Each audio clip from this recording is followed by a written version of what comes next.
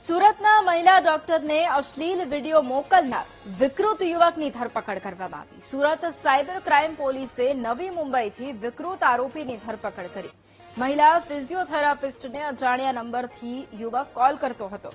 Call કરી અને online therapy માટે ફિઝિયોથેરાપિસ્ટને દબાણ કરતો હતો। ગુપ્ત ભાગે તકલીફ હોવાનું બહાનું કાઢી વિકૃત યુવકે અશ્લીલ વિડીયો અને ફોટોઝ મોકલ્યા હતા। 7 ધોરણ પાસ બેરોજગાર આરોપી નશો કરી અને ઘરમાં જ પડ્યો રહેતો। કામ ધંધો ના કરી અને પિતાની પ્રોપર્ટીની રેન્ટલ આવક પર ગુજરાન ચલાવતો હતો। એમાં જે મહિલા ડોક્ટર છે એમનો નંબર જે આરોપી છે એમને ગૂગલ એડ મારફતે મેળવીને એમને સંપર્ક કર્યું અને એમને એમ કીધું કે મને ફિઝિયોથેરાપિસ્ટ ટ્રીટમેન્ટની જરૂરિયાત છે, મારું એક્સિડન્ટ થઈ ગયું છે।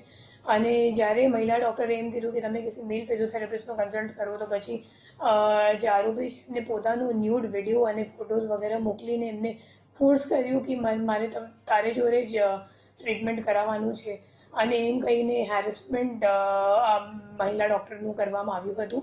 આ બાબતની આખી ટેકનિકલ તપાસ પીઆઈ AM મોરી અને એમની ટીમ દ્વારા કરવામાં આવી છે અને આ ટેકનિકલ તપાસ દરમિયાન ખબર પડી કે જે આરોપી છે નવી મુંબઈનું રહેવાસી છે। એમની ઉંમર 19 વર્ષની છે અને એકલો રહેતો હતો નવી મુંબઈમાં અને ધોરણ 7 પાસ છે અને એમનું કદાચ છેલ્લા 2-3 મહિનામાં કંઈ એક્સિડન્ટ થયું હતું અને એમના જે શરીર છે એમાં એક ટેટુ પણ છે, જે ન્યૂડ વિડીયોમાં પણ દેખાય છે।